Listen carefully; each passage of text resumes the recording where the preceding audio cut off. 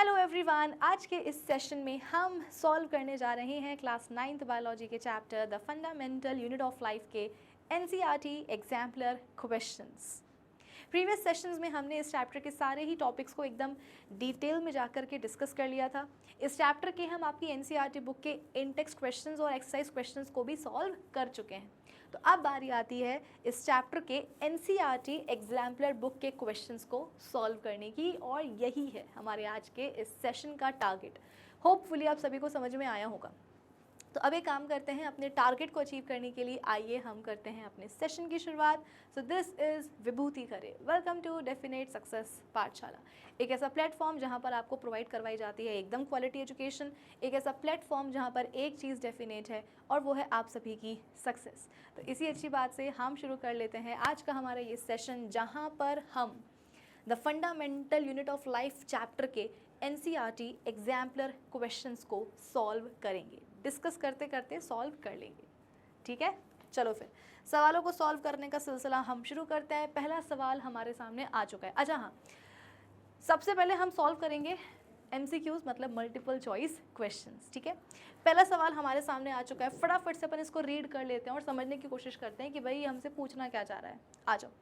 Which of the following can be made into crystals?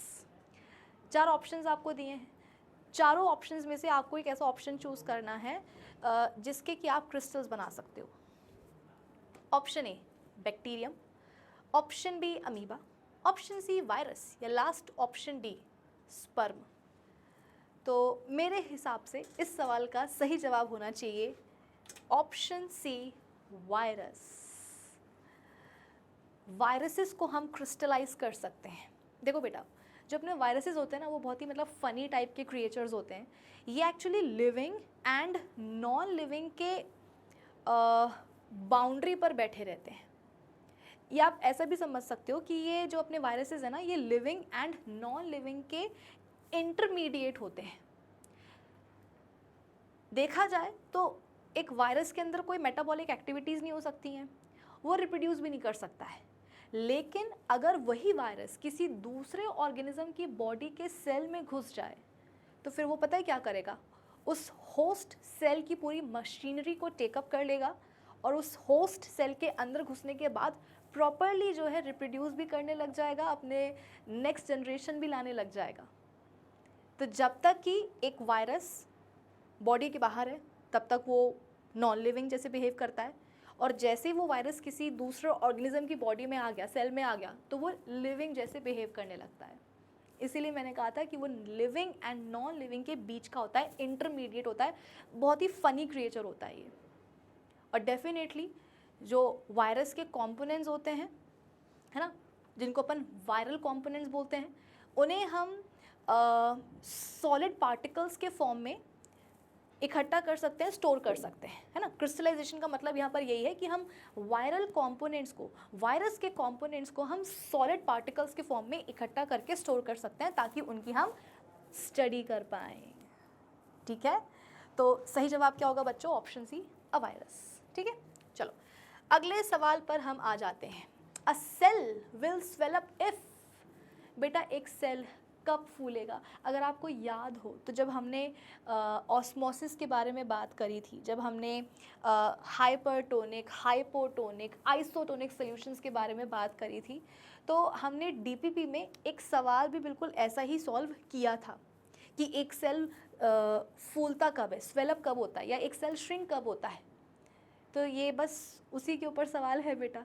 आ जाओ अपन फटाफट से ऑप्शन से एक बार रीड कर लेते हैं। वैसे तो अपन को देखो बेसिक पता ही है कि एक सेल फूलता कब है बेटा, जब उसके अंदर पानी आ जाए। और एक सेल के अंदर जब पानी आता है तो उस प्रक्रिया को अपन क्या बोलते हैं? एंडोस्मोसिस, है ना। एंडो मतलब अंदर, और ऑस्मोसिस हो रहा है, ऑस्मोसिस से पानी सेल के अंदर आ रहा है, तो उसको अपन क्या बोलेंगे? एंडोस्मोसिस, ठीक है। और एंडोस्मोसिस कब होगा, कब हम बोलेंगे कि एक सेल के अंदर देखो पानी आ गया है? जब आप सेल को एक हाइपोटोनिक सोल्यूशन में डालोगे तो, है ना। जब हम सेल को एक ऐसे सोल्यूशन में डालते हैं जिसमें कि सॉल्वेंट यानी कि पानी का कॉन्सेंट्रेशन ज़्यादा होता है as compared to the water concentration जो सेल के अंदर है। देखो सेल के अंदर भी पानी है, सेल को आपने जिस सोल्यूशन में डाला है उसमें भी पानी है। तो मतलब सेल के अंदर भी पानी और सेल के बाहर भी पानी, लेकिन सेल के बाहर जो सोल्यूशन है उसमें जो पानी है वहाँ पर पानी का कॉन्सेंट्रेशन ज़्यादा है। मतलब सेल के बाहर पानी का कॉन्सेंट्रेशन ज़्यादा है और सेल के अंदर पानी का कॉन्सेंट्रेशन कम है। तो सेल के बाहर जो सोल्यूशन में पानी है ना, वो बोलेगा कि अरे अरे अरे मैं तो जहाँ पर हूँ वहाँ पर मेरा कॉन्सेंट्रेशन बहुत ज़्यादा है, और ये जो सेल है इसके अंदर देखो यहाँ पर मेरा कॉन्सेंट्रेशन कम है, तो मैं अपने हाई कॉन्सेंट्रेशन से लो कॉन्सेंट्रेशन में मूव कर जाऊँगा सेल की सेल मेम्ब्रेन को क्रॉस करके।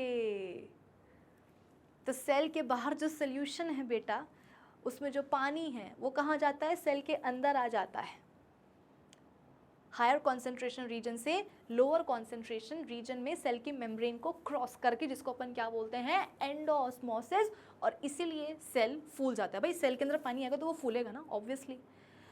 तो अब यही है हमारे सवाल का जवाब। अब देख लेते हैं कि हमने जो जवाब जो हमारा है वो कौन से वाले ऑप्शन में यहाँ पर आ रहा है ना। ऑप्शन ए क्या बोलता है, the concentration of water molecules in the cell is higher than the concentration of water molecules in the surrounding medium। ओहो, ऑप्शन ए तो कुछ और ही बात बोल गया। ऑप्शन ए बोल रहा है कि भाई जब वाटर मॉलिक्यूल्स का कॉन्सेंट्रेशन सेल के अंदर ज़्यादा हो as compared to the concentration of water molecules in the surrounding medium, मतलब सेल के अंदर पानी ज़्यादा और सेल के बाहर पानी कम है, तो क्या तब सेल फूलेगा? नहीं। अगर सेल के अंदर पानी ज़्यादा होगा और सेल के बाहर पानी कम होगा तो क्या होगा बेटा, सेल के अंदर का पानी सेल के बाहर निकल जाएगा ना, एक्सोस्मोसिस हो जाएगा, और एक्सोस्मोसिस से क्या होगा, सेल तो श्रिंक हो जाएगा ना, फूलेगा थोड़ी ना। तो गलत है, गलत है, तो मतलब हमारे सवाल का जवाब नहीं हो सकता। Next option, the concentration of water molecules in the surrounding medium is higher than the water molecules concentration in the cell. ये बिल्कुल सही है कि बाहर वाले मीडियम में पानी का कॉन्सेंट्रेशन कैसा है, ज़्यादा है, और सेल के अंदर पानी कॉन्सेंट्रेशन कम है, तो ये क्या होगा, पानी बाहर से अंदर आएगा। तो डेफिनेटली ऑप्शन बी होना चाहिए इस सवाल का सही जवाब। बट जैसा कि मैं आपको हमेशा बोलती हूँ, जब भी आपके सामने बेटा एमसीक्यूज आते हैं तो एक बार ना आप सारे ऑप्शंस रीड कर लिया करो। मैं मानती हूँ कि कई बार ऐसा होता है कि पहले दो ऑप्शंस में ही हमको हमारा करेक्ट आंसर मिल जाता है, but to be on a safer side सारे ऑप्शंस एक बार रीड कर लिया करो, कुछ जाएगा नहीं उसमें आपका, ठीक है। Option C, the concentration of water molecules is same in the cell and in the surrounding medium, मतलब जितना कि पानी सेल के अंदर है उतना ही पानी सेल के बाहर भी है, तो क्या तब सेल फूलेगा? नहीं। एनसीईआरटी खुद ये बात बोलती है कि जब आप एक सेल को ऐसे सोल्यूशन में डालते हो जिसमें कि पानी का कॉन्सेंट्रेशन उतना ही होता है जितना कि पानी का कॉन्सेंट्रेशन सेल के अंदर होता है, यानी कि जब आप एक सेल को आइसोटोनिक सोल्यूशन में डालते हो तो बेटा नेट मूवमेंट वहाँ पर जीरो होता है पानी का। नेट मूवमेंट का मतलब क्या है, टोटल मूवमेंट। आप ये नहीं बोलोगे कि अगर हमने सेल को एक आइसोटोनिक सोल्यूशन में डाल दिया है तो अब पानी का मूवमेंट होगा ही नहीं। अरे बिल्कुल होगा। अगर आपने एक सेल को आइसोटोनिक सोल्यूशन में बेटा डाला है ना, तो भी सोल्यूशन का जो पानी है वो सेल के अंदर आएगा, और सेल का जो पानी है वो बाहर निकल करके कहाँ जाएगा, सोल्यूशन में जाएगा। मतलब पानी का जो मूवमेंट है वो तो चलेगा, बाहर का पानी सेल के अंदर आएगा और अंदर का पानी, सेल के अंदर का पानी बाहर निकलेगा, लेकिन नेट मूवमेंट जीरो होगा। मतलब कि जितना पानी सोल्यूशन का सेल के अंदर आया है एग्जैक्टली उतना ही पानी सेल के अंदर का बाहर आएगा सोल्यूशन में। यानी कि अगर X amount of water cell के अंदर आया है तो exactly X amount of water ये क्या होगा बेटा, सेल के बाहर भी आएगा सराउंडिंग सोल्यूशन में। तो नेट मूवमेंट क्या हो जाएगा, उस केस में जीरो हो जाएगा, और इसीलिए सेल जो उसका ओरिजिनल साइज है, जो भी शेप है, वो रिटेन करेगा, ना वो फूलेगा ना वो श्रिंक होगा। तो ये भी गलत है।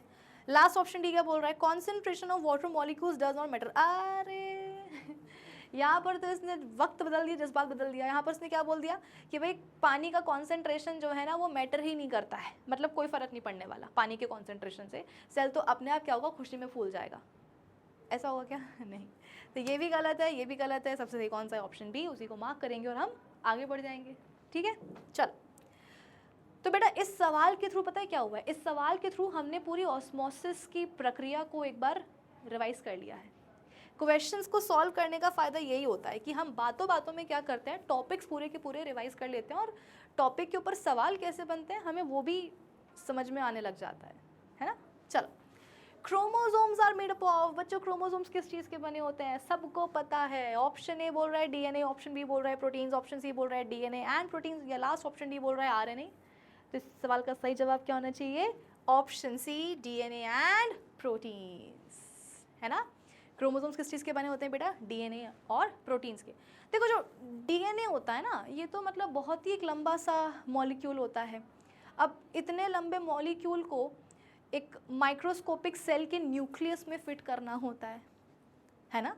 डीएनए एक बहुत लंबा लॉन्ग मॉलिक्यूल होता है, पतला बहुत होता है बट लंबा भी बहुत होता है, और इतने लंबे मॉलिक्यूल को माइक्रोस्कोपिक सेल के न्यूक्लियस में फिट करना होता है। तो वो कैसे होगा? जब ये हाईली कॉइल्ड रहेगा, प्लस कुछ हिस्टोन प्रोटीन मॉलिक्यूल्स होते हैं जिनके ऊपर क्या होता है, ये ऐसे रैप कर जाता है, और कुछ आजू बाजू कुछ और भी प्रोटीन्स होते हैं जिनको अपन क्या बोलते हैं? Non histone proteins. तो अल्टीमेटली क्या होता है, क्रोमोसोम हमें देखेगा कि वो बना हुआ है डीएनए से एंड प्रोटीन से, ठीक है, जिसमें कि histone proteins and non histone proteins दोनों ही तरह के प्रोटीन्स आ जाते हैं, ठीक है। ओके, सो ये वाला क्वेश्चन तो अपना हो चुका है सॉल्व। अब हम बात करते हैं अपने अगले सवाल के ऊपर। देखते हैं ये वाला क्वेश्चन हमसे क्या पूछ रहा है। Which of these options are not a function of ribosomes? Ribosomes की कहानी याद है कि नहीं? देखो ये बात तो मैंने आपको पहले ही बता दी थी कि आपकी जो एनसीईआरटी बुक है ना, वो ज़्यादा बात ही नहीं करती है राइबोसोम्स के ऊपर। गिन के 2 से 3 सेंटेंसेस दिए हुए हैं राइबोसोम्स के ऊपर आपकी एनसीईआरटी बुक में। तो वो 2-3 सेंटेंसेस तो मैंने आपको पढ़ाई दिए थे, और उसके साथ ही साथ मैंने आपको कुछ एडिशनल पॉइंट्स भी समझाए थे राइबोसोम्स के ऊपर। याद है कि नहीं? याद होना चाहिए। और राइबोसोम्स का एक ऐसा फंक्शन जो आपको कभी भी नहीं भूलना है, और वो ये है कि हमारे जो राइबोसोम्स होते हैं ना, वो इन्वॉल्व होते हैं प्रोटीन्स की मैन्युफैक्चरिंग में। मतलब कि हमारे राइबोसोम्स बनाते हैं प्रोटीन्स, और इसीलिए राइबोसोम्स को हम क्या बोलते हैं बच्चों? Protein factories. जैसे कि एक फैक्ट्री है, वहाँ पर टॉयज़ बनते हैं, तो मैं उसको क्या बोलूँगी? Toy factory. वैसे राइबोसोम्स हैं, उनको हम क्या बोल रहे हैं? Protein factories. क्यों? क्योंकि वहाँ पर क्या बन रहे हैं? प्रोटीन्स। तो ये फंक्शन आपको राइबोसोम्स का हमेशा के लिए अपने दिमाग में फिक्स कर लेना है, ठीक है। अब यहाँ पर हुआ क्या है कि कुछ फंक्शंस दिए हुए हैं, और इन 4 फंक्शंस में से आपको वैसे फंक्शंस चूज़ करने हैं जो राइबोसोम्स के नहीं है। देखो ना यहाँ पर क्या लिखा हुआ है, not a function of ribosomes. देखो ये बात मैं आपको हमेशा बताती हूँ और आगे भी बताती रहूँगी कि जब भी सवालों में नॉट, इनकरेक्ट या फॉल्स जैसे वर्ड्स आपको नज़र आएँ, तो पहली फुर्सत में जाकर के ऐसे वर्ड्स को आप स्पेशली हाईलाइट कर लिया करो, अंडरलाइन कर लिया करो, स्टार मार्क कर लिया करो, ताकि आपको सवाल सॉल्व करते समय ये ध्यान रहे कि गिवन ऑप्शंस में से आपको इनकरेक्ट ऑप्शन चूज़ करना है, फॉल्स स्टेटमेंट चूज़ करना है। जनरली क्या होता है, हमारा माइंडसेट ये होता है कि हाँ भाई ये एमसीक्यूज़ आए हैं, इनमें से हमें एक ऐसा ऑप्शन चूज़ करना है जो सही हो, जो करेक्ट हो, है ना। हम ट्रू सेंटेंस या स्टेटमेंट चूज़ करने की कोशिश करते हैं, लेकिन कभी कभी क्या होता है, बच्चे को कंफ्यूज करने के लिए, सिर्फ कंफ्यूज करने के लिए क्या करते हैं, ऐसे सवाल दे देते हैं जहाँ पर आपको इनकरेक्ट ऑप्शन या फॉल्स स्टेटमेंट चूज़ करना होता है। तो प्लीज़ नॉट, फॉल्स या इनकरेक्ट वर्ड्स को हाईलाइट किया करो, ताकि सवाल को आप केयरफुली सॉल्व कर सको, सही तरीके से सॉल्व कर सको, ठीक है। चलो आप पहला जो फंक्शन है वो अपन रीड कर लेते हैं, देखते हैं कि राइबोसोम्स का है भी या नहीं। आओ। It helps in the manufacturing of protein molecules. Of course ये तो होता ही है फंक्शन हमारे राइबोसोम्स का, तभी तो अपन क्या बोलते हैं राइबोसोम्स को? Protein factories. तो ये तो फंक्शन है राइबोसोम्स का, और अगर ये फंक्शन है, इसका मतलब ये हमारे सवाल का जवाब नहीं हो सकता, क्योंकि हमें तो ऐसे फंक्शंस चूज़ करने जो राइबोसोम्स के हैं ही नहीं। ये तो है, तो इसको हम बिल्कुल भी चूज़ नहीं करेंगे, ठीक है। सेकेंड स्टेटमेंट देख लेते हैं क्या बोल रहा है। It helps in the manufacturing of enzymes. Enzymes क्या होते हैं बच्चों? प्रोटीन्स। यदि आप 10th के बाद 11th में बायोलॉजी लोगे, तो आप 11th बायोलॉजी में एक बहुत ही प्यारा सा स्टेटमेंट पढ़ोगे कि all enzymes are proteins but all proteins are not enzymes. ये सारे एंजाइम्स तो प्रोटीन्स होते हैं, बट सारे प्रोटीन्स एंजाइम नहीं होते हैं। एक्चुअली होता क्या है कि देयर आर सर्टेन प्रोटीन्स जिनमें कि कुछ मॉडिफिकेशन कर दो तो वो एंजाइम्स का रूप ले लेते हैं। तो एंजाइम्स तो होते हैं प्रोटीन्स, लेकिन सारे प्रोटीन्स एंजाइम नहीं होते हैं, ठीक है। तो एंजाइम्स क्या है? प्रोटीन्स हैं। और प्रोटीन्स कौन बनाता है? राइबोसोम्स। तो डेफिनेटली कुछ ना कुछ तो कनेक्शन होगा ना राइबोसोम्स और एंजाइम्स के बीच में। भाई एंजाइम्स क्या हैं? प्रोटीन्स ही तो हैं, और प्रोटीन्स कौन बना रहा है? राइबोसोम्स। तो राइबोसोम्स और एंजाइम्स का कुछ ना कुछ रिलेशन तो होगा, रिलेशन है, और इसीलिए हम बोल सकते हैं कि भैया ये भी क्या है? एक फंक्शन है राइबोसोम्स का। ये क्या है? एक फंक्शन है। हो सकता है, बिल्कुल हो सकता है राइबोसोम्स का, और अगर है तो फिर तो हम इसको चूज़ नहीं करेंगे। क्यों? क्योंकि हमें तो ऐसे फंक्शंस चूज़ करने हैं जो राइबोसोम्स के हैं ही नहीं। तो ये तो है, तो इसको भी हम चूज़ नहीं करेंगे। तो देखो ऐसा है कि 4 में से 2 जो फंक्शंस हैं वो तो गए, है ना। और मुझे लगता है कि ये जो 4 आपके सामने ऑप्शंस दिए हुए हैं ABCD, सबसे पहला काम तुम क्या करो, इन चारों ऑप्शंस में से वो वाले ऑप्शन जिनमें कि फर्स्ट और सेकंड स्टेटमेंट्स की बात की गई है, तुम उनको जाकर के हटा दो, क्योंकि भाई ये दोनों राइबोसोम्स के फंक्शंस होते हैं, इसलिए हम इनको चूज़ नहीं करेंगे। तो वो वाले ऑप्शंस ABCD में से जो इनकी बात कर रहे हैं उनको आप हटाई दो। जैसे कि फर्स्ट ऑप्शन है, फर्स्ट ऑप्शन देखो, मतलब जो ऑप्शन A है ना, वो फर्स्ट और सेकेंड दोनों ही स्टेटमेंट्स की बात कर रहा है। मतलब सबसे पहले तुम क्या करो, ऑप्शन A को ही हटा दो, ठीक है। देन ऑप्शन बी सेकेंड और थर्ड स्टेटमेंट की बात कर रहा है, थर्ड को जाने दो, सेकेंड की बात कर रहा है ना, सेकेंड हम चूज़ नहीं कर सकते, तो मतलब B भी हटा दो। ऑप्शन C देखो, ये थर्ड एंड फोर्थ स्टेटमेंट की बात कर रहा है, ये बिल्कुल हो सकता है हमारे सवाल का सही जवाब, क्योंकि ये दोनों, मतलब जो ऑप्शन C है ना, वो इन दोनों स्टेटमेंट्स की बात कर ही नहीं रहा है। मतलब ऑप्शन C ये हमसे चिल्ला करके कह रहा है कि भाई जो पहले 2 स्टेटमेंट्स हैं उनमें जो फंक्शंस दिए हुए हैं वो तो हैं राइबोसोम्स के, और इसीलिए हम उनको चूज़ नहीं कर सकते। थर्ड एंड फोर्थ स्टेटमेंट्स में जो फंक्शंस दिए हुए हैं वो नहीं है राइबोसोम्स के, और इसीलिए हम क्या करेंगे, उनको ही चूज़ करेंगे, है ना। तो डेफिनेटली इस सवाल का सही जवाब ऑप्शन C हो सकता है। लेकिन फिर भी हम सारे ऑप्शंस को रीड करने की आदत बना रहे हैं, तो ऑप्शन डी भी देख ही लेते हैं। ऑप्शन डी क्या बोल रहा है? अच्छा, ऑप्शन डी फिर से देखो फर्स्ट स्टेटमेंट की बात कर रहा है, तो मतलब इसको भी आप हटाई दो। तो एलिमिनेशन मेथड से हमें समझ में आ गया कि इस सवाल का सही जवाब क्या होगा, ऑप्शन सी, क्योंकि ऑप्शन सी बोल रहा है कि भैया थर्ड एंड फोर्थ स्टेटमेंट्स में जो फंक्शंस दिए हुए हैं वो राइबोसोम्स के नहीं है तो वही होंगे इस सवाल का सही जवाब। देखो बोल क्या रहा है थर्ड स्टेटमेंट के फंक्शन में, it helps in the manufacturing of hormones, नहीं तो fourth, it helps in the manufacturing of starch molecules. अरे भैया कहाँ पहुँच गए। राइबोसोम्स बोलता है कि भैया मैं तो सिर्फ प्रोटीन्स बनाने का काम करूँगा, मतलब जो हमारे राइबोसोम्स है ना वो बोलते हैं कि भाई हम तो सिर्फ प्रोटीन्स बनाने का काम करते हैं, है ना, कहाँ स्टार्च कहाँ हॉर्मोन्स, ना भैया ना, हमसे ना हो पाएगा, हम तो सिर्फ क्या कर सकते हैं, प्रोटीन्स बना सकते हैं। तो ये दोनों ही राइबोसोम्स के फंक्शंस नहीं है तो हम क्या करेंगे, इन्हीं दोनों को चूज करेंगे, और इसीलिए इस सवाल का सही जवाब क्या होगा, ऑप्शन सी। क्लियर है? चलो ये वाला क्वेश्चन भी हो चुका है सॉल्व। अब हम बात करते हैं अपने अगले सवाल के ऊपर। Which of these is not related to endoplasmic reticulum? अब देखो यहाँ पर भी क्या हुआ है, सवाल में वर्ड आ गया है नॉट। तुम्हारा फर्ज क्या बनता है कि हम सबसे पहले जाकर के नॉट वर्ड को अंडरलाइन करें, हाईलाइट करें, स्टार मार्क करें, ताकि हमको पता रहे कि हमें क्या करना क्या है सवाल में, है ना। कुछ 4 ऑप्शंस दिए हुए हैं आपको यहाँ पर, और चारों ऑप्शंस में से आपको आई गेस एक ऐसा ही ऑप्शन चूज करना है जो रिलेटेड नहीं है एंडोप्लाज्मिक रेटिकुलम से।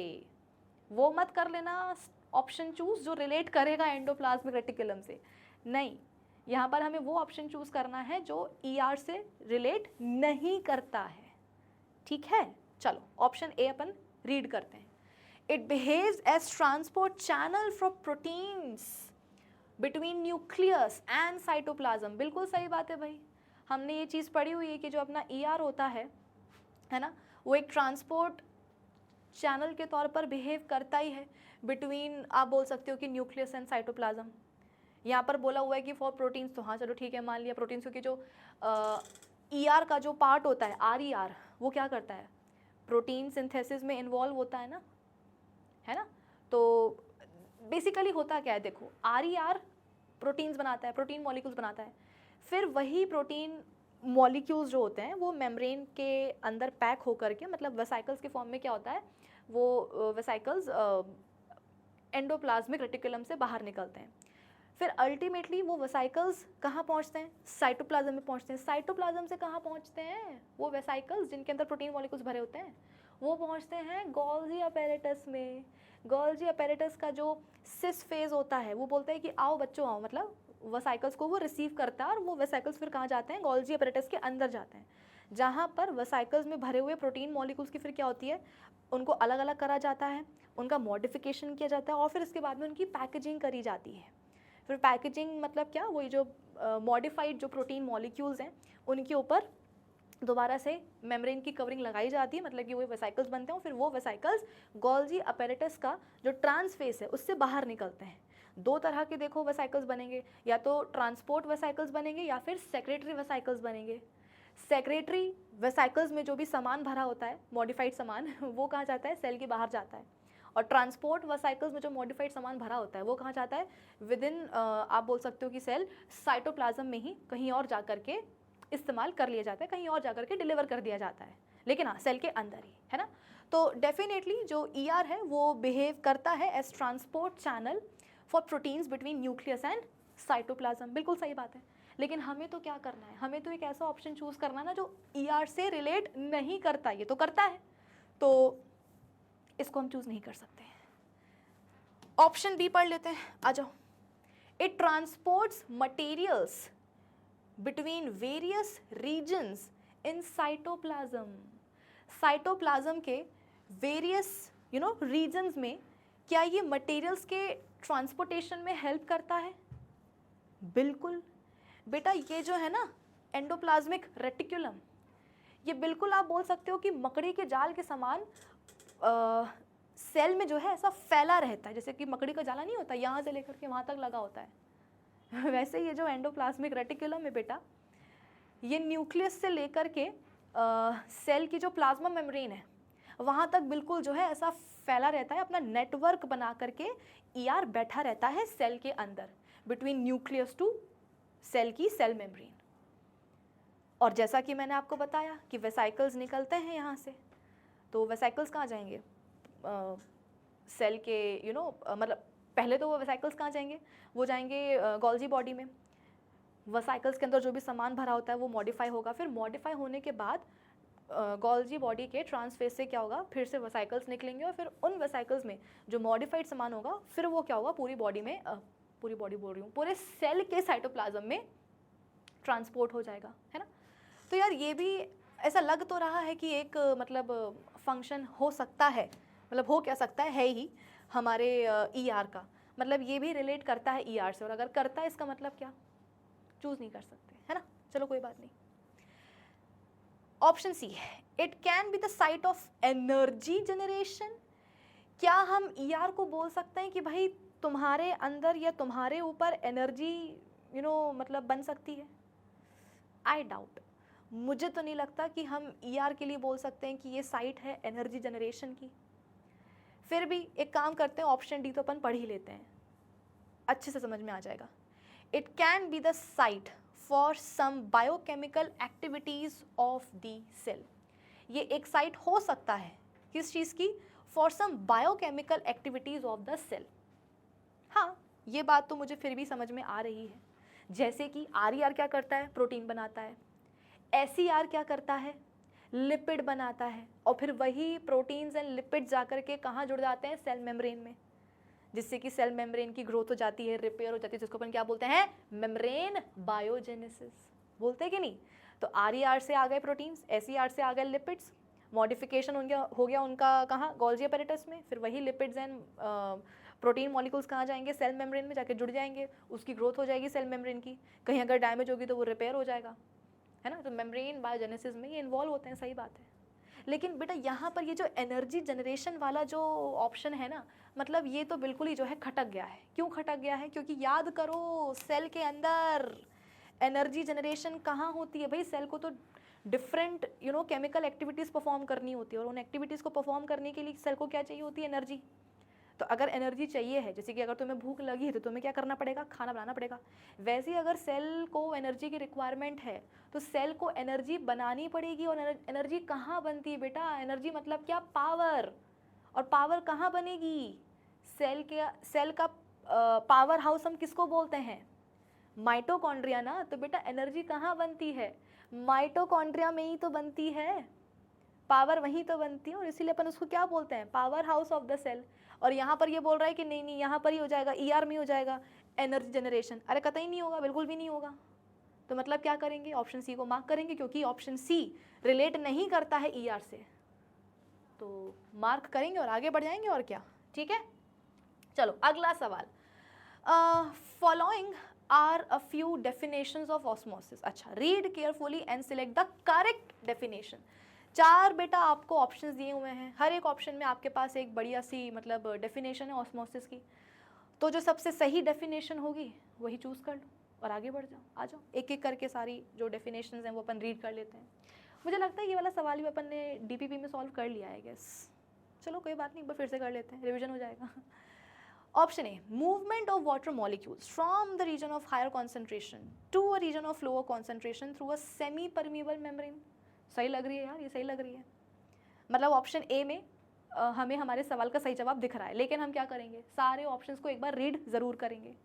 Second option, movement of solvent molecules from its higher concentration to lower concentration. आप बोलोगे कि मैम ये भी तो सही है सॉल्वेंट के मॉलिक्यूल्स का movement from higher concentration to lower concentration. लेकिन आपको याद होगा, मैंने आपको हमेशा समझाया है, ये ऑस्मोसिस की एक कंडीशन होती है। क्या? कि एक सेमी परमिएबल या एक सिलेक्टिवली परमिएबल मेम्ब्रेन का होना कंपलसरी है। इस ऑप्शन में, ऑप्शन बी में, सॉल्वेंट के मॉलिक्यूल्स का जो मूवमेंट का जो डायरेक्शन है वो बिल्कुल सही है कि हाँ from higher concentration to lower concentration, लेकिन सेमी परमिएबल मेम्ब्रेन को तो यहाँ पर मेंशन ही नहीं किया गया, तो गड़बड़ हो जाएगी, है ना। मतलब ये नहीं हो सकता सही जवाब। Third statement, option C, movement of solvent molecules from higher concentration to lower concentration of solution through a permeable membrane. अरे नहीं यार, परमिएबल मेम्ब्रेन नहीं चाहिए होती है, तो सेमी या फिर सिलेक्टिवली परमिएबल मेम्ब्रेन चाहिए होती है, ये भी हटाओ। लास्ट ऑप्शन डी बचा, मूवमेंट ऑफ सॉल्यूट मॉलिक्यूल्स। अच्छा, from lower concentration to higher concentration of solution through semi permeable membrane. अरे सॉल्यूट को कहाँ भेज रहे हो यार, सॉल्वेंट को भेजो ना, पानी को भेजो ना। तो ये भी गलत हो गया। मतलब वही है, ऑप्शन ए में हमको लग रहा था कि हमारे सवाल का सही जवाब छुपा हुआ है और वही हुआ। So the correct option is option A. ठीक है, चलो next, plasmolysis in plant cell is defined as. Plasmolysis क्या होता है बेटा? Option A, breakdown of plasma membrane in hypotonic medium. Option B, shrinkage of cytoplasm in hypertonic medium. Option C, shrinkage of nucleoplasm. ये last option D बोलता है कि भैया इनमें से कुछ भी नहीं होता। तो नहीं, कुछ भी तो नहीं, डेफिनेटली सवाल का जवाब तो यही है, और वो है option B, shrinkage of cytoplasm in hypertonic solution या हाइपरटोनिक मीडियम। ये मैंने आपको कुछ देर पहले भी बताया था कि जब हम एक सेल को हाइपरटोनिक मीडियम में या सोल्यूशन में डाल देते हैं तो इसका मतलब क्या होता है कि सेल के अंदर पानी है, सेल के बाहर जो सोल्यूशन है उसमें भी पानी है, लेकिन सेल के अंदर पानी ज़्यादा होता है as compared to the water जो उसके सराउंडिंग सोल्यूशन में। मतलब सेल के अंदर भी पानी, सेल के बाहर भी पानी, लेकिन सेल के अंदर पानी ज़्यादा है और सेल के बाहर पानी कम है। तो सेल के अंदर का जो पानी होगा वो बोलेगा कि अरे अरे मैं तो जहाँ पर हूँ वहाँ पर मेरा कॉन्सेंट्रेशन ज़्यादा है, और ये जो सोल्यूशन है मेरे आसपास इसमें मेरा कॉन्सेंट्रेशन क्या है, कम है, तो मैं अपने हाई कॉन्सेंट्रेशन से लो कॉन्सेंट्रेशन में आ जाऊँगा, आना चाहिए। तो वही होता है बेटा, सेल के अंदर का जो पानी है वो सेल के बाहर निकल के आ जाता है कहाँ, सोल्यूशन में। तो अब दिमाग लगाओ, अगर सेल के अंदर का पानी उसके साइटोप्लाज्म में, उसके सेंट्रल वैक्यूल में, बेटा जैसे कि प्लांट सेल है हमारे पास, ठीक है, प्लांट सेल में आपको पता है कि सेंट्रल वैक्यूल होता है जिसमें कि सेल सेप भरा होता है। सेल सेप में क्या होता है, पानी होता है। तो अगर आप एक प्लांट सेल को डाल दोगे कहाँ, किसी हाइपरटोनिक सोल्यूशन में या मीडियम में, तो सेल के अंदर का जो पानी होगा उसके साइटोप्लाज्म में, उसके सेल सेप में, वो पूरा का पूरा क्या होगा बेटा, सेल के बाहर निकल करके आ जाएगा सराउंडिंग सोल्यूशन में या मीडियम में।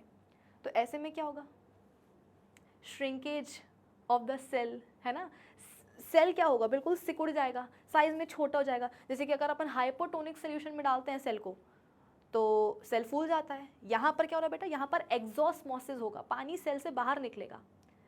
तो सेल का जो साइटोप्लाज्म है बेटा, सेल का जो साइटोप्लाज्म है उसमें से अगर पानी निकलेगा तो वो श्रिंक हो जाएगा। वो श्रिंक होगा तो सेल मेम्ब्रेन भी क्या होगी बेटा, श्रिंक हो जाएगी।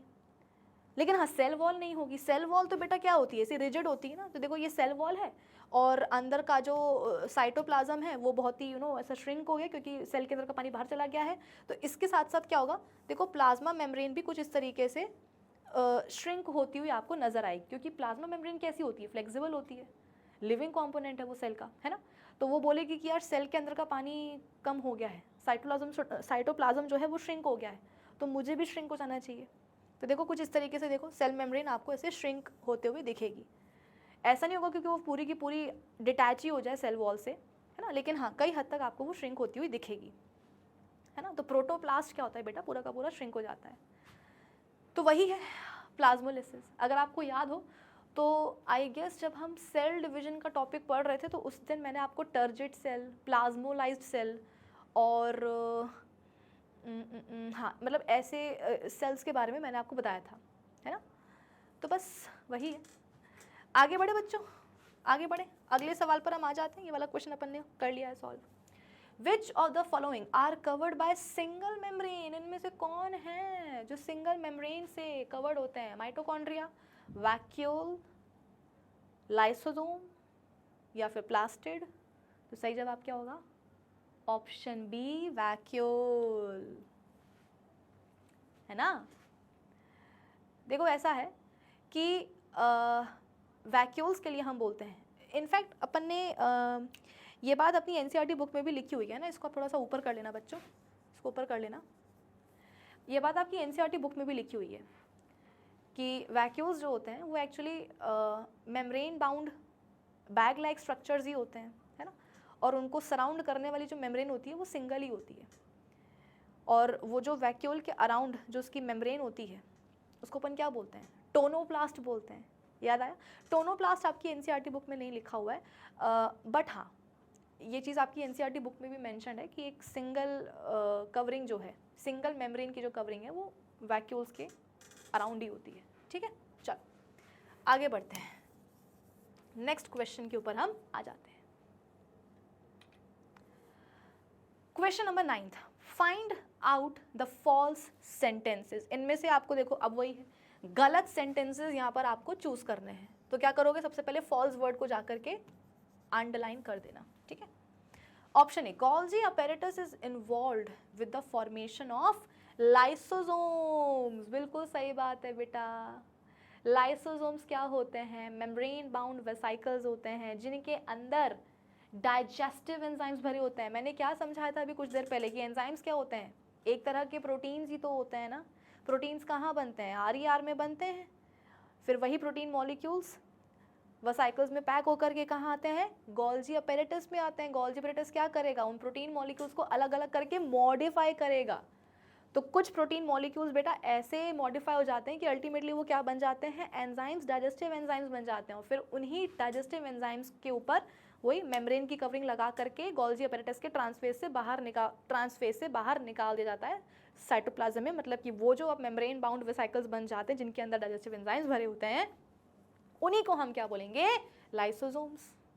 तो देखो ऐसा है कि लाइसोसोम्स के अंदर का जो कंटेंट है मतलब जो डाइजेस्टिव एंजाइम्स हैं, है ना, वो सिंथेसाइज कहाँ होता है, बनते कहाँ हैं, आर में, लेकिन अल्टीमेट उनका जो मॉडिफिकेशन है वो कहाँ होता है, गोल्जी अपैरेटस में। तो बिल्कुल सही बात है कि Golgi apparatus is involved with the formation of lysosomes, है ना, ये तो सही है। लेकिन हमें क्या करना है, हमें तो गलत स्टेटमेंट चूज़ करना है ना, तो इसे हम चूज़ नहीं कर सकते हैं। Second statement, nucleus, mitochondria and plastids have DNA, hence they are able to make their own structural proteins। बिल्कुल सही बात है बेटा। देखो न्यूक्लियस में तो होता ही है पूरा का पूरा genetic material, DNA, RNA, ribosomes and proteins all. तो न्यूक्लियस में तो बनेंगे ही प्रोटीन्स, है ना। लेकिन हमने पढ़ा था इस चैप्टर में कि माइटोकॉन्ड्रिया एंड प्लास्टिड्स ये दोनों ऐसे सेल ऑर्गेनल्स होते हैं जो कि सेल ऑर्गेनल्स होते हुए अपने अंदर खुद के DNA, RNA, ribosomes and proteins रखते हैं। मतलब कि न्यूक्लियस में तो होगा ही होगा, लेकिन माइटोकॉन्ड्रिया एंड प्लास्टिड्स बोलेंगे कि भैया हमारे पास भी अपना अपना DNA, RNA होना चाहिए ताकि हम अपने प्रोटीन्स कई हद तक खुद ही सिंथेसाइज कर लें, ज़्यादा हमारी न्यूक्लियस पे डिपेंडेंसी ना रहे अपने प्रोटीन्स को लेकर के।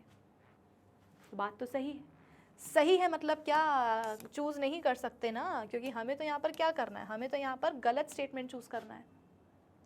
Next, mitochondria is said to be the power house of the cell as ATP is generated in them. बिल्कुल सही बात है। ये माइटोकॉन्ड्रिया में क्या होता है बेटा, एनर्जी बनती है और फिर वही एनर्जी एटीपी के फॉर्म में स्टोर हो जाती है। तो ये भी सही है, मतलब कि ये हमारे सवाल का जवाब नहीं हो सकता। Last option D, cytoplasm. अब बचा ही वो है, तो मतलब यही होगा हमारे सवाल का सही जवाब, है ना, यही होगा गलत statement. Cytoplasm is called protoplasm. अरे नहीं भैया, साइटोप्लाज्म को ही हम प्रोटोप्लाज्म नहीं कहते हैं, बल्कि आप मतलब देखो प्रोटोप्लाज्म क्या होता है ना, living content of the cell. तो प्रोटोप्लाज्म में साइटोप्लाज्म आता है और साथ ही साथ न्यूक्लियस के अंदर का जो न्यूक्लियोप्लाज्म है वो भी आ जाता है। तो आप बोल सकते हो कि न्यूक्लियस प्लस साइटोप्लाज्म क्या बनता है, प्रोटोप्लाज्म। और यहाँ पे क्या लिखा हुआ है कि अरे साइटोप्लाज्म को ही हम प्रोटोप्लाज्म बोल देते हैं, बिल्कुल भी नहीं, है ना। तो ये गलत है। इसका मतलब यही होगा हमारे सवाल का सही जवाब, कि भाई हमें गलत स्टेटमेंट ही चूज़ करना था तो हमने कर लिया ऑप्शन डी। ठीक है, next, find out the correct sentence. चलो बहुत देर बाद ऐसा सवाल है जिसमें कि हमें करेक्ट सेंटेंस चूज करने के लिए बोला गया है। आ जाओ। Enzymes packed in lysosomes are made through RER. बिल्कुल सही बात है, अभी अभी हमने पढ़ा था। Option B, rough endoplasmic reticulum and smooth endoplasmic reticulum produce lipids and proteins respectively. गलत हो गया, क्यों? आरईआर बच्चों बनाते हैं प्रोटीन्स और एसईआर बनाते हैं लिपिड्स। और यहाँ पर उल्टा लिखा हुआ है, देखो बेटा, रिस्पेक्टिवली का मतलब यही होता है। रिस्पेक्टिवली का मतलब ये है कि यहाँ पर आरईआर बना रहे हैं क्या, लिपिड्स, और एसईआर बना रहे हैं क्या, प्रोटीन। ये तो उल्टा हो गया ना, गलत हो गया, गलत हो गया। मतलब 100% यही होगा हमारे सवाल का सही जवाब, क्योंकि ये गलत स्टेटमेंट है। ओह अच्छा अच्छा अच्छा, देखो मैं ही यहाँ पर कंफ्यूज हो गई। यहाँ पर हमको देखो करेक्ट स्टेटमेंट जो है वो चूज़ करने के लिए बोला गया है, तो ये तो इनकरेक्ट स्टेटमेंट है, तो हम इसको चूज़ नहीं करेंगे। ऑप्शन सी पढ़ लेते हैं, आ जाओ। Endoplasmic reticulum is related with the destruction of plasma membrane. अरे अभी तो मैंने बताया था कि आरईआर में, आरईआर से प्रोटीन्स बनते हैं और एसईआर से क्या बनते हैं, लिपिड्स बनते हैं। फिर ये प्रोटीन्स एंड जो लिपिड मॉलिक्यूल्स हैं ये जाते हैं गोल्गी अपैरेटस में मॉडिफिकेशन के लिए। फिर मॉडिफिकेशन से क्या होता है, वही प्रोटीन्स एंड लिपिड मॉलिक्यूल्स निकलते हैं गोल्गी अपैरेटस के ट्रांसफेज से, फिर कहाँ पहुँचते हैं, सेल मेम्ब्रेन के पास पहुँचते हैं। और सेल मेम्ब्रेन के ऊपर जाकर के ये जुड़ जाते हैं लिपिड एंड प्रोटीन मॉलिक्यूल्स, जिससे कि सेल मेम्ब्रेन की ग्रोथ होती है। या अगर कहीं सेल मेम्ब्रेन डैमेज्ड है तो वो डैमेज क्या होता है, रिपेयर हो जाता है। तो मेम्ब्रेन बायोजेनेसिस में बेटा इन्वॉल्व होता है ईआर, और यहाँ पर बिल्कुल उल्टा स्टेटमेंट लिखा हुआ है कि यहाँ पर डिस्ट्रक्शन में इन्वॉल्व होता है प्लाज्मा मेम्ब्रेन की। बहुत गलत बात है।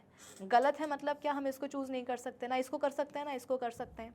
Option D, nucleoid is present inside the nucleoplasm of eukaryotic nucleus. अरे भगवान, न्यूक्लियोइड तो बेटा प्रोकैरियोटिक सेल के पुअरली डिफाइंड न्यूक्लियस को बोला जाता है। और यहाँ पर क्या बोला जा रहा है, न्यूक्लियोइड यूकैरियोटिक सेल के न्यूक्लियस के अंदर पाया जाता है। अरे वो न्यूक्लियोलस होता है, न्यूक्लियोइड एक अलग चीज़ है ना। तो ये भी गलत है। तो डी गलत, सी गलत, बी भी गलत। सबसे सही कौन सा था, ऑप्शन ए। तो उसी को मार्क करेंगे और आगे बढ़ जाएंगे। ठीक है, तो इस सवाल का सही जवाब होगा ऑप्शन ए। चलो भाई, इसी अच्छी बात पर हम आगे बढ़ जाते हैं, अपने अगले सवाल के ऊपर आ जाते हैं। Which cell organelle plays a crucial role in detoxifying many poisons and drugs in a cell. आपकी एनसीईआरटी बुक का ये स्टेटमेंट है, और एग्जैक्टली ऐसा ही सवाल मैंने आपको डीपीपी में भी सॉल्व करवाया था कि कौन सा ऐसा सेल ऑर्गेनल है जो कई तरह के पॉइजन्स एंड ड्रग्स को डिटॉक्स करने में इम्पॉर्टेंट रोल प्ले करता है। Option A Golgi apparatus, no. Option B lysosomes, no. Option C smooth endoplasmic reticulum, yes. इस सवाल का बेटा सही जवाब होगा, ये तो डायरेक्ट क्वेश्चन था, ये ऑप्शन सी होगा इस सवाल का सही जवाब। की जो एसईआर होता है, स्मूथ एंडोप्लाज्मिक रेटिकुलम, ये एक ऐसा सेल ऑर्गेनल है जो कई तरह के पॉइजन्स एंड ड्रग्स को डिटॉक्स करने में हेल्प करता है। याद करो, मैंने आपको बातों बातों में ये चीज़ बताई भी थी कि जो लोग ज़्यादा अल्कोहल पीते हैं उन लोगों के लिवर के जो सेल्स होते हैं, उन लिवर के सेल्स में जो उनमें जो एसईआर होते हैं वो बहुत ज़्यादा डेवलप्ड होते हैं। जो लोग बहुत ज़्यादा बेटा अल्कोहल कंज्यूम करते हैं ना, दिन रात सुबह शाम बिल्कुल पी के टुन्न रहते हैं, तो उनके जो लिवर में जो सेल्स होते हैं, लिवर सेल्स जो होते हैं इनके, है ना, उन लिवर सेल्स के जो एसईआर होते हैं वो बहुत ज़्यादा डेवलप्ड होते हैं। क्यों? क्योंकि लिवर सेल्स को पता है कि भाई इंसान क्या है, बेवड़ा है ना, मतलब खूब अल्कोहल कंज्यूम करेगा तो अल्टीमेटली उस अल्कोहल को बॉडी से हटाना भी तो है ना बेटा। अल्कोहल कोई पौष्टिक चीज़ तो नहीं है, कोई हेल्दी चीज़ तो नहीं है कि जिसको बॉडी बोले कि नहीं नहीं इसके तो सारे न्यूट्रिएंट्स हम अब्जॉर्ब करेंगे और बॉडी के अंदर रखेंगे। अल्कोहल कुछ भी नहीं होता है ना। तो इसीलिए लिवर के जो सेल्स हैं वो बोलेंगे कि भैया ये जो इंसान है ये तो दिन रात दारू पीता है, अल्कोहल पीता है ना, तो अल्कोहल बॉडी के लिए अच्छा नहीं, तो उसको बॉडी से बाहर निकालना पड़ेगा। मतलब लिवर के सेल्स क्या करते हैं, डिटॉक्स में हेल्प करते हैं। और क्योंकि लिवर सेल्स को पता है कि भाई देखो दारू आने वाली है, उसको हटाना पड़ेगा बॉडी से, और इसीलिए लिवर के सेल्स में जो SCR होते हैं वो हाईली डेवलप्ड होते हैं, क्योंकि लिवर के सेल्स का तो काम ही होता है डिटॉक्स करना। ठीक है, चलो, तो सही जवाब होगा ऑप्शन सी। आगे बढ़ें। The proteins and lipids, next question की हम बात कर रहे हैं। The proteins and lipids essential for building the cell membrane are manufactured by. अरे कितने बार पूछा जाएगा घुमा फिरा करके वही सवाल, है ना, कि प्रोटीन्स एंड लिपिड्स जो असेंशियल होते हैं for building the cell membrane, वो कहाँ मैन्युफैक्चर होते हैं? RER में, गोल्जी अपैरेटस में, प्लाज्मा मेम्ब्रेन में, या माइटोकॉन्ड्रिया में? तो इस सवाल का बेटा सही जवाब होना चाहिए ऑप्शन ए, RER। देखा जाए तो इतना सही ऑप्शन भी ये नहीं है, क्योंकि अल्टीमेटली देखो क्या है कि यहाँ पर प्रोटीन्स एंड लिपिड्स दोनों की बात की जा रही है, ठीक है। और RER का तो काम होता है क्या, प्रोटीन्स बनाना, लेकिन SCR मतलब लिपिड्स कौन बनाएगा, SCR। तो कायदे से यहाँ पर RER और SCR दोनों होना चाहिए था, पर कोई बात नहीं, ठीक है। हाँ, अगर यहाँ पर मॉडिफिकेशन का सवाल आता तो यहाँ पर गोल्जी अपैरेटस अपन मार्क कर सकते थे, ठीक है। चलो आगे बढ़ते हैं, अगले सवाल पर आ जाते हैं। The undefined nuclear region of prokaryotes are also known as, वही जो अभी मैंने आपको बताया था कि प्रोकैरियोटिक सेल क्या होता है बेटा, प्रिमिटिव टाइप के सेल होते हैं, बहुत ही बेसिक उनमें फीचर्स होते हैं। तो प्रोकैरियोटिक सेल का जो न्यूक्लियस होता है बेटा, उसकी खास बात ये होती है कि उस न्यूक्लियस को डिफाइन करने वाला या सराउंड करने वाली जो उसकी मेम्ब्रेन होती है ना, वही गायब होती है। तो ऑब्वियस ही बात है, अगर न्यूक्लियस को डिफाइन करने वाली उसकी मेम्ब्रेन ही गायब है तो न्यूक्लियस को उसको डेफिनेशन नहीं मिलेगी उसकी, है ना। और जब हम एक प्रोकैरियोटिक सेल को देखेंगे तो हमें पता ही नहीं चलेगा कि यार न्यूक्लियस है कहाँ, क्यों? क्योंकि न्यूक्लियस को डिफाइन करने वाली जो उसकी मेम्ब्रेन है वही गायब है। तो न्यूक्लियस के अंदर का कंटेंट और साइटोप्लाज्म कंटिन्यूअस रहेगा। तो ऐसे पुअरली या अनडिफाइंड न्यूक्लियर रीजन को हम क्या बोलते हैं in case of prokaryotic cells? Nucleoid, है ना। तो सही जवाब क्या होगा? ऑप्शन डी, न्यूक्लियोइड, ठीक है। नेक्स्ट क्वेश्चन पर आ जाते हैं। The cell organelle involved in forming complex sugars from simple sugars are, ये आपकी NCERT बुक का स्टेटमेंट है कि एक ऐसा सेल ऑर्गेनल जो कॉम्प्लेक्स शुगर्स बना सकता है सिंपल शुगर से। Option A endoplasmic reticulum, option B ribosomes, option C plastids, या last option D Golgi apparatus. तो it should be option D Golgi apparatus.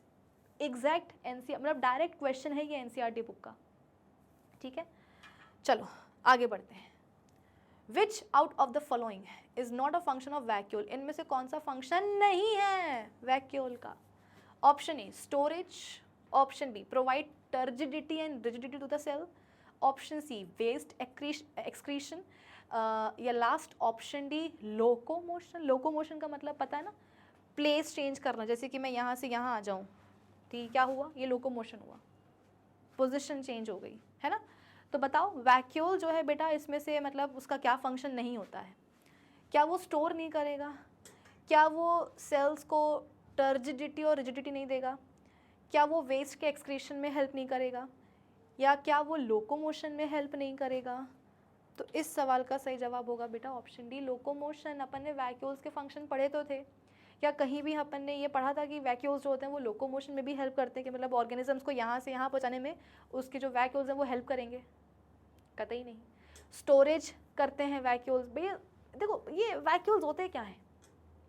Membrane bound structure जी तो होते हैं ना, बैग लाइक स्ट्रक्चर जी तो होते हैं। बैग में अपन क्या करते हैं, कुछ ना कुछ स्टोर करते हैं ना, तो ये भी क्या करेंगे, कुछ ना कुछ स्टोर करेंगे। फिर अपन ने ये भी देखा था कि जैसे कि प्लांट सेल है, उसमें क्या होता है, बड़ा सा सेंट्रल वैक्यूल होता है। सेंट्रल वैक्यूल में वो सेल से भरा होता है ना, और वही सेंट्रल वैक्यूल एक तरीके से प्रेशर लगाता है सेल मेम्ब्रेन के ऊपर अंदर की तरफ से, जिसके कारण सेल मेम्ब्रेन जो होती है एकदम ऐसी खिंची सी रहती है। तो पूरा का पूरा सेल ही हम बोलते हैं कि थोड़ा सा सा टाइट सा रहता है, और पूरा का पूरा सेल टाइट रहता है, जिसकी वजह से जो प्लांट के जो एरियल पार्ट्स होते हैं वो इरेक्ट पोजीशन में खड़े रहते हैं, यानी कि ग्रेविटी के कारण झुक जाते हैं। तो बिल्कुल सही बात है कि सेल को टर्जिडिटी एंड रिजिडिटी कौन प्रोवाइड करता है, हमारे वैक्यूल्स, ठीक है। उसके अलावा वेस्ट एक्सक्रीशन में भी वैक्यूल्स हेल्प करते हैं। लोकोमोशन में कोई उनका रोल नहीं होता है, तो वही होगा हमारे सवाल का सही जवाब। Next question, amoeba acquires its food through a process termed as, amoeba किस तरीके से बेटा अपना खाना अक्वायर करता है, उस प्रोसेस का नाम क्या है? Exocytosis, endocytosis, option C plasmolysis, या last option D exocytosis and endocytosis दोनों। मतलब अमीबा अपने बॉडी के अंदर खाना ले रहा है बेटा बल्क अमाउंट में, बल्क मतलब बड़े बड़े मॉलिक्यूल्स, मैक्रो मॉलिक्यूल्स, तो वो बल्क ट्रांसपोर्ट में आएंगे। और बल्क ट्रांसपोर्ट के दो टाइप्स होते हैं, एक्सोसाइटोसिस और एंडोसाइटोसिस। एक्सो का मतलब क्या होता है बाहर, एंडो का मतलब क्या होता है अंदर। तो कोई चीज़ अगर अमीबा की बॉडी के अंदर आ रही है बल्क अमाउंट में या मैक्रो मॉलिक्यूल्स, जैसे कि उसका खाना वगैरह हो गया, तो उसको अपन क्या बोलेंगे, एंडोसाइटोसिस ना। तो इस सवाल का सही जवाब होगा ऑप्शन बी एंडोसाइटोसिस, की अमीबा क्या करता है एंडोसाइटोसिस के थ्रू खाने को अपनी बॉडी के अंदर लेता है। एक्चुअली होता है क्या है कि अमीबा एक यूनिसेलुलर ऑर्गेनिज्म है, बॉडी में ले दे करके एक ही सेल होता है ना, और वो एक सेल का भी कोई फिक्स शेप नहीं होता है। तो अमीबा क्या करता है, अमीबा अपने वो नकली जो साइटोप्लाज्मिक प्रोजेक्शंस जो होते हैं, नकली नहीं मतलब अमीबा अपने साइटोप्लाज्मिक प्रोजेक्शंस निकालेगा, है ना, और वो उसके पैर जैसे दिखते हैं, तो इसलिए अपन बोलते हैं फॉल्स फीट, नकली पैर। और क्या बोलते हैं, सूडोपोडिया की। एक्चुअली अमीबा के पैर आ नहीं गए, उसने बस क्या करा है, पैर जैसे दिखने वाले दो प्रोजेक्शंस जो हैं अपने सेल से बना दिए हैं, जिनको अपन बोलते हैं फॉल्स फीट, सूडोपोडिया। और उन सूडोपोडिया के थ्रू वो क्या करेगा, अपने खाने तक पहुंचेगा। फिर वही सूडोपोडिया क्या करेंगे, उसके खाने को कैप्चर करते हैं, ट्रैप करते हैं। जैसे कि सपोज यहाँ पर अमीबा का खाना है और ये दोनों क्या है, उसके सूडोपोडिया हैं। तो सूडोपोडिया ऐसे ऐसे ऐसे ऐसे ऐसे ऐसे आगे आएंगे, फूड को ट्रैप करेंगे, उसको दबोचेंगे, ठीक है। अल्टीमेटली क्या होगा, दोनों ही सूडोपोडिया की जो टिप्स हैं जो वो कांटेक्ट में आ जाएंगी, तो टिप्स पर जो मेम्ब्रेन है वो आपस में से फ्यूज हो जाएगी, तो अल्टीमेटली क्या होगा, खाना अमीबा की बॉडी के अंदर आ जाएगा। क्या बोलते हैं, एंडोसाइटोसिस, ठीक है। To be more specific, phagocytosis. क्यों फैगोसाइटोसिस, देखो एंडोसाइटोसिस के भी दो टाइप्स होते हैं, एक होता है फैगोसाइटोसिस और एक पिनोसाइटोसिस। फैगो का मतलब होता है सेल ईटिंग, पिनो का मतलब होता है, मतलब पिनोसाइटोसिस का मतलब होता है सेल ड्रिंकिंग। तो अगर कोई सॉल्वेंट बल्क अमाउंट में या बड़े बड़े मॉलिक्यूल्स यदि उसके सेल के अंदर आ रहे हैं तो उसे हम बोलेंगे पिनोसाइटोसिस। और अगर कोई सॉलिड पार्टिकल लार्ज अमाउंट में या बड़े बड़े मॉलिक्यूल्स उसके सेल के अंदर आए तो अपन क्या बोलेंगे, फैगोसाइटोसिस, ठीक है। चलो next, cell wall of which one of these is not made up of cellulose. इनमें से बेटा कौन है ऐसा जिसकी जो सेल वॉल है वो सेल्यूलोज की नहीं बनी होती है, not made up of cellulose. Bacteria, hydrilla, mango tree, या ऑप्शन डी कैक्टस। तो डेफिनेटली इस सवाल का सही जवाब होगा ऑप्शन ए बैक्टीरिया, ठीक है। एक होमवर्क देती हूँ मैं आपको, होमवर्क ये है कि आपको कमेंट सेक्शन में ये बताना है कि बैक्टीरिया की सेल वॉल किस चीज़ की बनी होती है, ठीक है। इसकी सेल वॉल किस चीज़ की बनी होती है, सेल्यूलोज की नहीं बनी होती है पर किस चीज़ की बनी होती है, ये मैं आपको पढ़ा चुकी हूँ। मैं आपको फंगल सेल वॉल के बारे में बता चुकी हूँ, प्लांट सेल की सेल वॉल किससे बनी होती है वो मैं आपको बता चुकी हूँ, बैक्टीरियल सेल वॉल किस चीज़ की बनी होती है मैं आपको वो भी बता चुकी हूँ। तो अब आपका काम ये है कि आप ज़रा पता करो, प्रीवियस लेक्चर्स लगा करके देखो कि मैम ने कहाँ बताया है कि बैक्टीरिया की सेल वॉल किस चीज़ की बनी होती है। सेल्यूलोज की तो नहीं होगी, ये तो कंफर्म हो गया। अब और किस चीज़ की बनी हो सकती है वो काम है आपका पता लगाना, क्योंकि मैं पढ़ा चुकी हूँ, ठीक है। चलो next option, silver nitrate solution is used to study. Silver nitrate solution बेटा किस चीज़ को जो है ना स्टडी करने में इस्तेमाल किया जाता है, endoplasmic reticulum, Golgi body, nucleus या फिर माइटोकॉन्ड्रिया। तो इस सवाल का सही जवाब होगा गोल्जी अपैरेटस, ठीक है। Next question, organelle that other than nucleus containing DNA. ये तो अपन ने अभी देखा था कि कौन से ऐसे ऑर्गेनल्स हैं जो न्यूक्लियस के अलावा अपना खुद का डीएनए, आरएनए, राइबोसोम्स वगैरह पोजेस करते हैं। तो माइटोकॉन्ड्रिया एंड प्लास्टिड्स, लेकिन यहाँ पर प्लास्टिड्स ऑप्शन में नहीं है, माइटोकॉन्ड्रिया है, तो जो है उसी को मार्क करेंगे। तो सही जवाब क्या होगा, option C mitochondria. Next, kitchen of the cell is known as, cell की किचन किसको बोलते हैं? किचन में क्या होता है? खाना बनता है। तो सेल में ऐसा कौन सा सेल ऑर्गेनल है जहाँ पर खाना बनता है? Option C, chloroplast. याद आया, अपन ने टाइप्स ऑफ प्लास्टिड्स पढ़े थे, है ना? तो ल्यूकोप्लास्ट होते हैं, क्रोमोप्लास्ट होते हैं।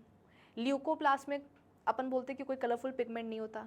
क्रोमोप्लास्ट वो प्लास्टिड्स होते हैं जिनमें कि पिगमेंट्स होते हैं। क्रोमोप्लास्ट में भी दो तरह के प्लास्टिड्स होते हैं, मतलब फर्दर उनके दो और टाइप्स होते हैं।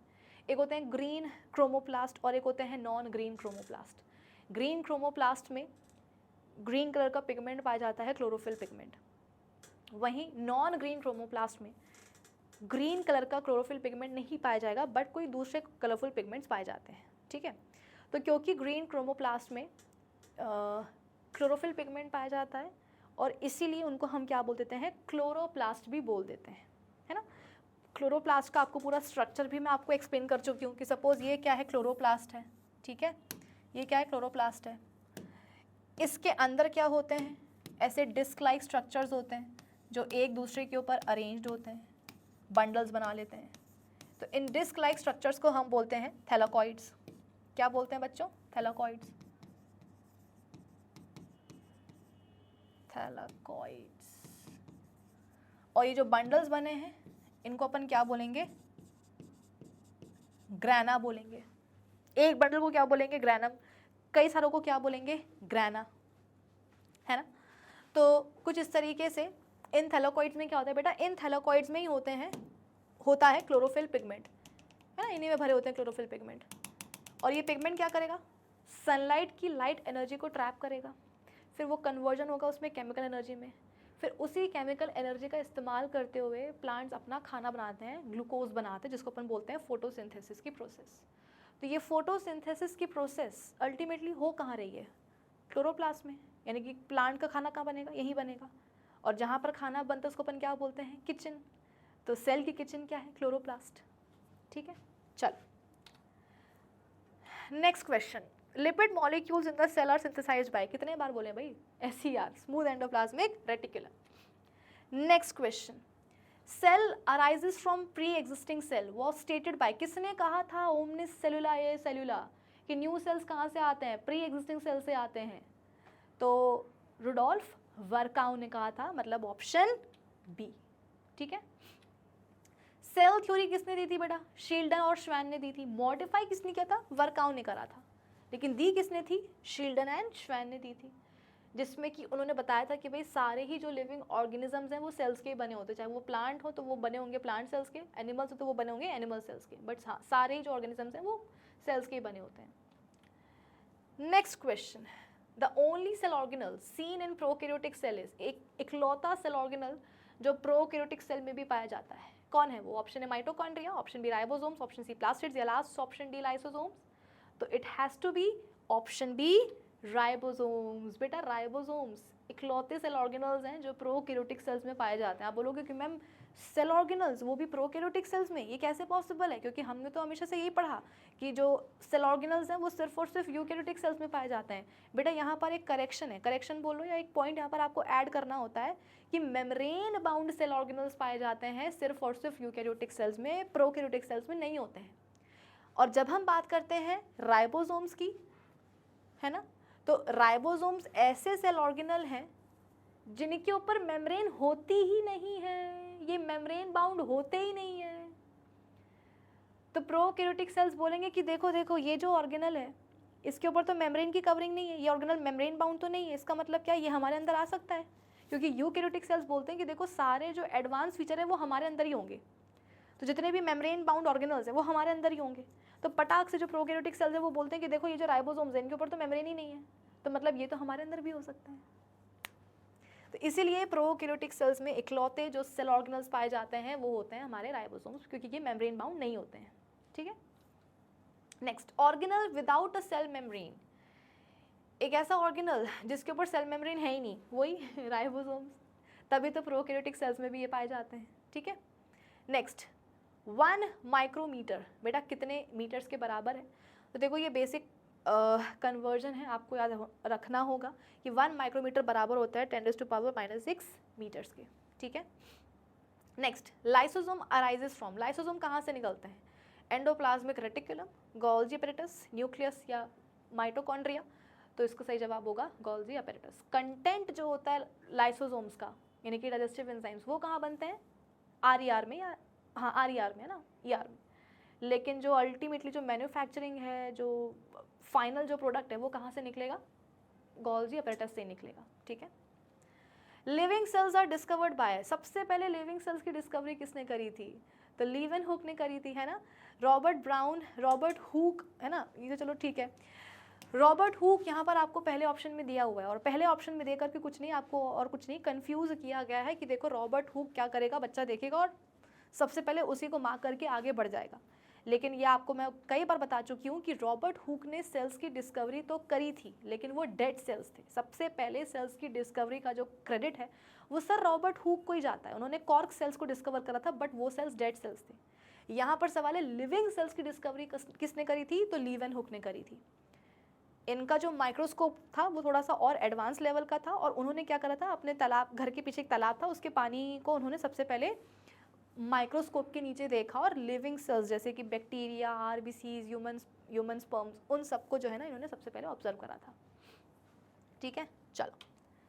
Select the odd one out, the movement of water, odd one out आपको हटाना है, चारों ऑप्शंस में से देख लो। The movement of water across a semi permeable membrane is affected by the amount of substances dissolved in it. पानी का जो मूवमेंट होता है बेटा सेमी परमिएबल मेम्ब्रेन के अक्रॉस, वो अफेक्ट हो जाता है by the amount of substances dissolved in it, कि किस तरह के, मतलब क्या अमाउंट ऑफ सब्सटेंसेज, मतलब देखो पानी क्या है बेटा, पानी एक सॉल्वेंट है, पानी एक सॉल्वेंट है, ठीक है। और जो सब्सटेंसेज यहाँ पर डिजॉल्व करने की बात की जा रही है वो एक्चुअली क्या है, वो सॉल्यूट है। तो कहने का मतलब ये है कि पानी का जो मूवमेंट हो रहा है सेमी परमिएबल मेम्ब्रेन के अक्रॉस, वो अफेक्ट हो जाता है by the amount of solute जो उसमें घुला हुआ है। ठीक है। Second statement, membranes are made up of organic molecules like proteins and lipids. Option C, molecules soluble in organic solvents can easily pass through the membrane। molecules जो कि organic solvents में घुले रहते हैं वो easily pass कर सकते हैं membrane से। लास्ट ऑप्शन डी क्या बोल रहा है, plasma membrane contains chitin sugar in plants. ये तो गड़बड़ हो गई, प्लाज्मा मेम्ब्रेन के पास बेटा काइटिन शुगर कब से हो गई, नहीं होगी। तो ये सबसे गलत है, सबसे अलग है, तो इसी को मार्क करेंगे और आगे बढ़ जाएंगे। आप बोलोगे कि मैम ये पहला वाला सेंटेंस समझ में नहीं आया था, अमाउंट ऑफ वाटर, अरे याद करो ना, अगर तो सॉल्वेंट में, सॉल्वेंट नहीं, सेल को आपने एक सोल्यूशन में डाला हुआ है, ठीक है, उस सोल्यूशन में यदि सॉल्वेंट ज़्यादा है, सॉल्यूट कम है, तो क्या होगा, सॉल्वेंट मतलब कि पानी सेल के अंदर आ जाएगा। और अगर जिस सेल को आपने जिस सोल्यूशन में डाला है उस सोल्यूशन में यदि सॉल्यूट ज़्यादा है, सॉल्वेंट कम है, तो क्या होगा, सेल के अंदर का पानी क्या होगा, फिर बाहर आएगा। तो मतलब डायरेक्शन चेंज हो गया ना पानी के मूवमेंट का, बस वही यहाँ पर बात बोली जा रही है। तो ये भी हो गया इस सवाल का सही जवाब। ठीक है, अब देखो यहाँ तक ना अपने सारे MCQs हमने सॉल्व कर लिए हैं। अब बात आती है शॉर्ट आंसर टाइप क्वेश्चंस की और लॉन्ग आंसर टाइप क्वेश्चंस की। तो ये दोनों अपन कर लेंगे अपने नेक्स्ट 2 लेक्चर्स में। ठीक है, इस सेशन को हम यहीं पर फिनिश करते हैं। सारे MCQs हमने सॉल्व कर लिए हैं। अब हम मिलेंगे अपने अगले लेक्चर में। तब तक अगर आपको ये वाला वीडियो अच्छा लगा हो तो लाइक करिएगा, अपने फ्रेंड्स में, अपने क्लासमेट्स में, अपनी फैमिली में ये वीडियो शेयर करिएगा, और चैनल को अभी तक अगर सब्सक्राइब नहीं किया है तो अब कर दीजिएगा। तो अब हम मिलेंगे अपने अगले सेशन में शॉर्ट और लॉन्ग आंसर टाइप क्वेश्चंस के साथ। तब तक के लिए keep learning with definite success part. चला, bye bye, have a great day.